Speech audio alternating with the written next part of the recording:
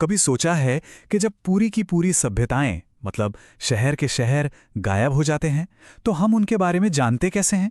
जब कोई महल नहीं बचा, कोई लिखित इतिहास नहीं है, तो फिर क्या? असल में अतीत हमसे दो तरीकों से बात करता है। एक पुरानी किताबों की फुसफुसाहट से और दूसरा जमीन में दफन खामोश राजों से। चलिए इन्हीं सुरागों की मदद से इस गुत्थी को सुलझाते हैं। जरा सोचिए, एक ऐसी जगह जिसे सदियों से लोग बस एक भूताहा टीला मानते थे। बच्चे वहां जाने से डरते थे, कहते थे भूताहा घर है। और फिर एक दिन पता चलता है कि उस टीले के नीचे दुनिया के सबसे पुराने और सबसे एडवांस्ड शहरों में से एक दफन है। जी हाँ, हमारी कहानी की शुरुआत कुछ ऐसी ही हैरत अंगेज है। तो चलिए शुरू करते हैं अपनी पड़ताल। सबसे पहले ये जानते हैं कि आखिर ये खोई हुई दुनिया मिली कैसे। ये कहानी ना एक एक्सीडेंट से शुरू होती है। यकीन करना मुश्किल है पर सच है। करीब 150 साल पहले जब पंजाब में रेलवे लाइनें बिछाई जा रही थीं, तो इंजीनियरों को ये खंडहर मिले। जानते हैं उन्होंने क्या सोचा? उन्हें लगा, वाह क्या बढ़िया क्वालिटी की ईंटें हैं, और उन्होंने हजारों लाखों ईंटें उखाड़कर रेलवे ट्रैक के नीचे बिछा दी। उन्हें अंदाजा भी नहीं था कि वो एक 5000 साल पुराने शहर को उजाड़ रहे थे। खैर, जब करीब 80 साल बाद पुरातत्वविदों ने इस जगह की सही से खुदाई की तो उनके होश उड़ गए। ये कोई मामूली गांव नहीं था, ये एक पूरी की पूरी हाईली एडवांस्ड शहरी सभ्यता थी। जरा सोचकर देखिए, आज से लगभग 4700 ईयर्स पहले शहर के दो हिस्से थे, एक ऊंचा और एक नीचा। ईंटें ऐसी पक्की कि आज भी वैसी ही हैं। और सबसे कमाल की बात, ढकी हुई नालियां बिल्कुल सीधी लाइन में बनी हुई। हर घर, हर गली, सब कुछ एक मास्टर प्लान का हिस्सा था। कमाल है ना? लेकिन सवाल यह है कि इतनी तरक्की करने वाली सभ्यता आखिर अचानक गायब कैसे हो गई? यही वो रहस्य है जिसकी अब हम पड़ताल करेंगे। और जो सबूत मिले हैं वो साफ साफ एक तबाही की ओर इशारा करते हैं। देखिए हुआ क्या, करीब 3900 साल पहले अचानक सब कुछ बदलने लगा। पहला कदम, लोगों ने शहर छोड़ना शुरू कर दिए। फिर उनकी लिखाई, उनकी मोहरें, उनके वजन सब इस्तेमाल से बाहर हो गए। गलियों में कूड़े के ढेर लगने लगे, नालियां टूट गईं, और आखिर में ऐसा लगता है जैसे शासकों का पूरा कंट्रोल ही खत्म हो गया। एक जीती जागती सभ्यता बिखर रही थी। तो अब हमारे सामने दो बड़े सवाल हैं। आखिर दुनिया के इन सबसे पुराने महान शहरों का हुआ क्या, और इनके बाद कौन आया? वो कौन लोग थे जिन्होंने इस खालीपन को भरा? इन सवालों के जवाब ढूंढने के लिए इतिहासकार दो खास तरह के सुरागों का पीछा करते हैं। चलिए एक एक करके इन दोनों सुरागों को देखते हैं। तो देखिए, हमारी जांच के दो रास्ते हैं। पहला रास्ता है किताबों का, मतलब वो प्राचीन ग्रंथ जो हमें उस जमाने के लोगों की सोच, उनके विश्वासों के बारे में बताते हैं। और दूसरा रास्ता है जमीन के नीचे का, वो राज जो कब्रों में दफन है और हमें उनकी असल जिंदगी के बारे में सुराग देते हैं।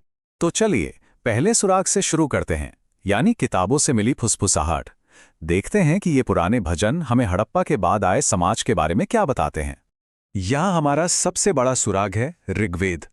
ये दुनिया के सबसे पुराने ग्रंथों में से एक है, जिसे करीब 3300 साल पहले रचा गया था।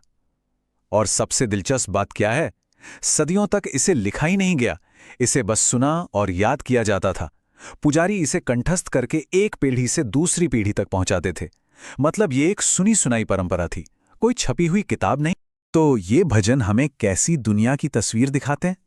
सोचिए, एक ऐसा समाज जहां सबसे बड़ी दौलत सोना चांदी नहीं बल्कि गाय और घोड़े थे, जहां लड़ाइयां जमीन के लिए नहीं बल्कि जानवरों के चरने की जगह और पानी के लिए होती थी। इस समाज के लीडर को राजा कहा जाता था, लेकिन ये वो महलों वाले राजा नहीं थे। और यहीं पर हमें दो बिल्कुल अलग दुनियाओं का फर्क साफ दिखता है। एक तरफ थे हड़प्पा के शासक जो बड़े बड़े शहरों को चलाते थे, और दूसरी तरफ थे ये ऋग्वैदिक राजा जिनकी ना तो कोई राजधानी थी ना कोई महल, और वो टैक्स भी नहीं लेते थे। उनका रुतबा बस उनकी बहादुरी पर टिका था। ठीक है, तो किताबों से हमें एक घुमंतू योद्धा समाज की तस्वीर मिली, पर सवाल ये है कि क्या जमीन के नीचे दबे सबूत भी यही कहानी दोहराते हैं? चलिए अब अपनी जांच का रुख मोड़ते हैं दूसरे सुराग की तरफ, यानी कब्रों में छिपे राजों की तरफ। आज से लगभग 3000 साल पहले भारत के कई हिस्सों में, खासकर दक्षिण में, एक नया रिवाज शुरू हुआ। लोग कब्रों के ऊपर बड़े बड़े पत्थर रखने लगे। इन्हीं बड़े पत्थरों को महापाषाण कहते हैं। ये पत्थर एक तरह से निशान थे जो बताते थे कि नीचे कोई दफन है। लेकिन इन कब्रों ने एक ऐसी टेक्नोलॉजी का राज खोला जो हड़प्पा के बड़े बड़े शहरों में भी नहीं थी। क्या कोई अंदाजा लगा सकता है वो क्या थी? जवाब है लोहा। जी हाँ, आयरन। इन कब्रों में अक्सर लोहे के हथियार और औजार मिले हैं, जैसे कुल्हाड़ियां और खंजर। ये एक बहुत बड़ा टेक्नोलॉजिकल लीप था, क्योंकि हड़प्पा के लोग लोहा इस्तेमाल करना नहीं जानते थे। वो कांसा इस्तेमाल करते थे। ये एक नए युग की शुरुआत थी। और ये कब्रें सिर्फ टेक्नोलॉजी नहीं बल्कि समाज के बारे में भी बहुत कुछ बताती हैं। देखिए, किसी के साथ दफनाई गई चीजें उसके सोशल स्टेटस को दिखाती हैं। जैसे ब्रह्मगिरी में एक कब्र में एक कंकाल के साथ 33 सोने के मनके मिले। 33। और वहीं दूसरी कब्र में एक कंकाल के पास सिर्फ कुछ मिट्टी के बर्तन थे। ये फर्क साफ साफ बताता है कि समाज में कुछ लोग मुखिया थे और बाकी आम लोग। और इसका एक और पक्का सबूत इनाम गांव में मिलता है। वहां एक आदमी को बस्ती के सबसे बड़े 5 कमरों वाले घर के आंगन में एक बड़े से मिट्टी के जार में दफनाया गया था। जरा सोचिए, सबसे बड़ा घर और दफनाने का ये खास तरीका, ये सब क्या इशारा करता है? यही कि वो जरूर उस कबीले का सरदार रहा होगा। तो अब हम अपनी जांच के आखिरी हिस्से में पहुंच गए हैं। अब वक्त है इन दोनों सुरागों को, यानी किताबों और कब्रों से मिली जानकारी को एक साथ जोड़ने का और एक पूरी तस्वीर बनाने का। तो देखिए, हमारे पास एक ही समय की 2 अलग अलग तस्वीरें हैं। एक जो हमें किताबों से मिली हैं और दूसरी जो हमें कब्रों से। क्या ये दोनों तस्वीरें एक ही कहानी का हिस्सा हैं? हाँ, बिल्कुल।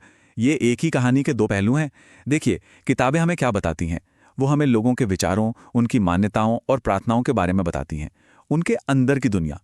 और कब्रें हमें क्या बताती हैं? वो हमें उनके असल जीवन के बारे में बताती हैं, उनकी टेक्नोलॉजी, उनका खान-पान और समाज में उनका रुतबा। तो आखिर में हमें क्या समझ आता है? यही कि इतिहास को समझना एक पहेली जोड़ने जैसा है। कोई भी एक सुराग, चाहे वो किताब हो या कब्र, हमें पूरी कहानी नहीं बता सकता। लेकिन जब हम दोनों को एक साथ रखकर देखते हैं तो अतीत की एक बहुत ही दिलचस्प और गहरी तस्वीर उभरती है। और सबसे अच्छी बात, ये खोज, ये जांच हमेशा जारी रहती है।